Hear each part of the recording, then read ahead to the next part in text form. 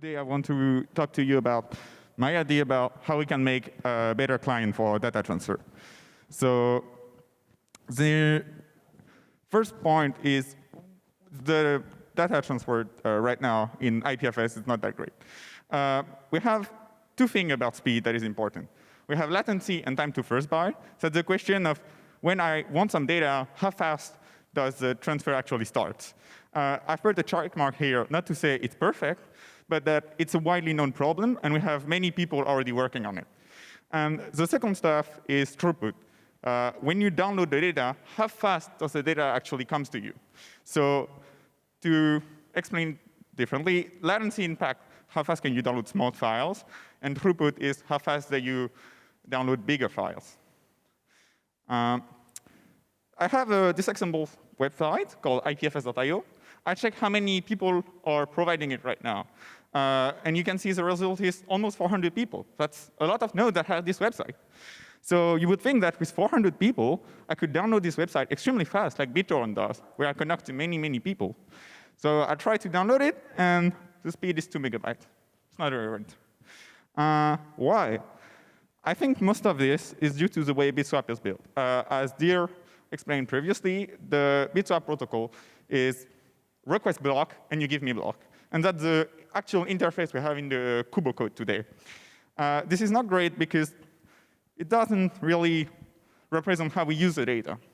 To work around this, Bitswap, the Go Bitswap implementation at least, has a bunch of workaround to try to be smart about find blocks that are related and maybe send them to the same peer. So you can see that the Go Bitswap implementation is quite big. It has 2,000 lines of code. And you can also see that it has a lot of different things. I said Java because you can see that's all the packages that are in the Go Bitswap.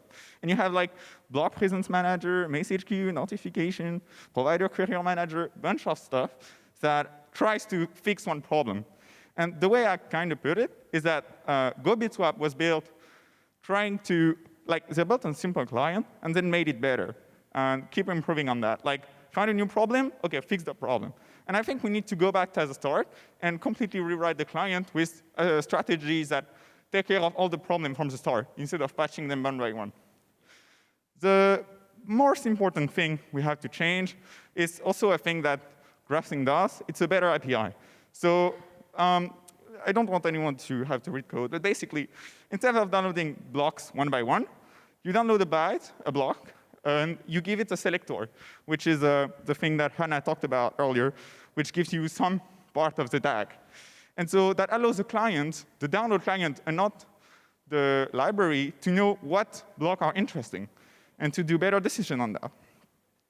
So how would RAPIDE work? I think the most simple way is to show how it would work.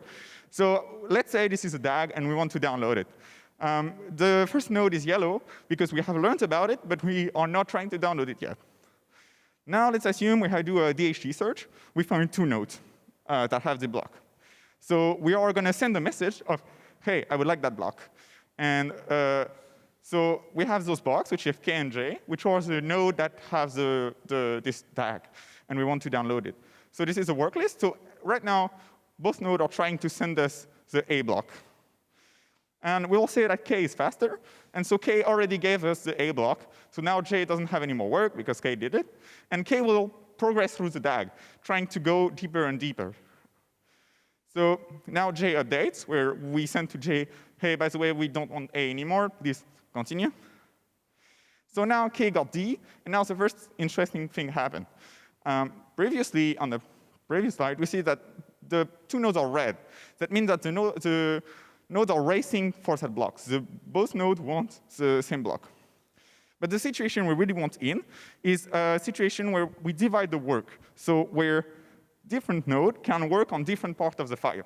The most simple way to put it is that if you have a big file in 2 nodes, you want to download the first half from the one node and the second half from the second node.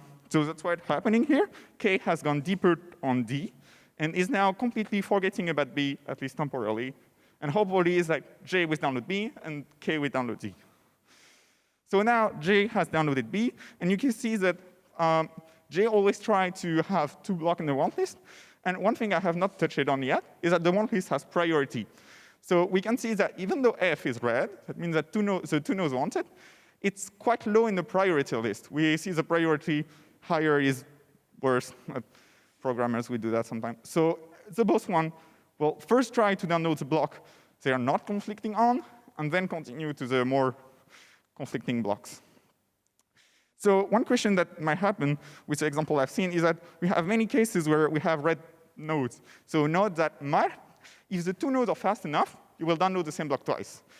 I argue that this doesn't really happen in real world.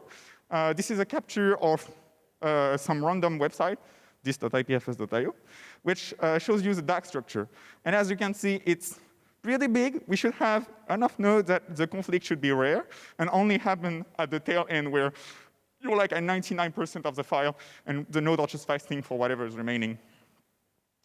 So also, one thing is that we should get all the protocols like GraphSync, new cool protocol, I think that's the name that Dirk gave it previously, for free. So let's assume that we have now two nodes. One is K, it's Bitswap, and one is G, is doing GraphSync.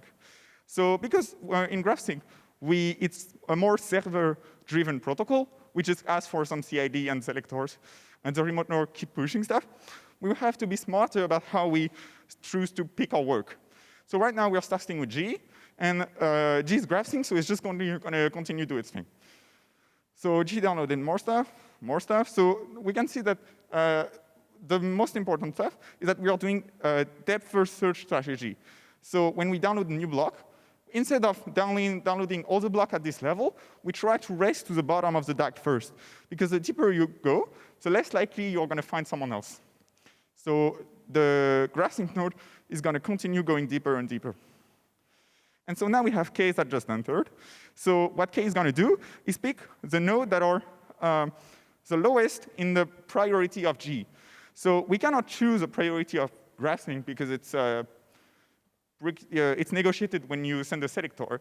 But what we can do is just look at the priority from G, see that F and J are the last one, and we just inverse them. So we try to really go very far away from what's likely to be downloaded. So even if G should download those blocks at some point, it should happen very late, hopefully. And so now we see that we have this port that is being downloaded by K, and G is downloading the rest. And because K got J, so now J is purple, so we downloaded it. We removed it from the want list of J. So the thing is that the other server doesn't know yet that we are not interested by the tail end of the DAG anymore. What's going to happen is that when we reach that part, we're just going to close the connection. So the other GraphSync server is going to stop sending us data. And so that's the main idea of RAPIDE. Hopefully, it should be adaptable to any protocol. So I've tried implementing it once, and I had multiple issues with that. Mainly, Bitswap is message-oriented. That means that when I request some block, the actual block are going to come in a totally different place in the code. The other node is going to open a new stream, send me there, the blocks. So you need some very complex data structure that like maps, oh, those blocks are wanted by those workers, and it's not pretty at all. So what I wish we had is a simple request-response protocol on one single peer-to-peer stream, where we can just ask for some block, and in the same stream, the other peer gives us the block back. The other one is a bug in the Bitswap server, where the Bitswap connection doesn't go as fast as they want. Even if you have plenty of connection between the nodes, if the ping starts to get a bit high, it's going to slow down significantly. And another thing is that selectors are hard. They have a lot of features, and probably more than I need. So one thing I want, really, is just start from a node and go to a path, which is walking a directory, and give me everything, which is downloading a file. And the last one is give me everything, but until some limit. So for example, give me only the blocks that are 2 link tips, which is useful when you try to discover how big a file is and create some cache around that. And what does GraphSync allows us to do? First, we can have GraphSync parallel download, which is today one of the things GraphSync doesn't support. Simply, we start a GraphSync download at the start, and then we do the same logic of on one of the node that is unlikely to be downloaded by the first GraphSync stream, or it will take a while until that happens. We can start a new GraphSync stream with another node that attacks this part of the DAG. And because it's very independent in the way it works, basically it's just a way to, like, as long as the protocol either gives some blocks or give many blocks in a stream, we should be able to support it. So I have car files over HTTP, for example, is another one. So the conclusion is, like, hopefully Rapide should have the advantage of Bitswap, which is parallel downloads, and the speed of graphing with you have very server-aware, you are content-aware in your download, and you try to spread the load more effectively. And so you can find me on Falcon Slack if you want. And I have some notes I have written about, you have the same talk basically, but with more detail and written.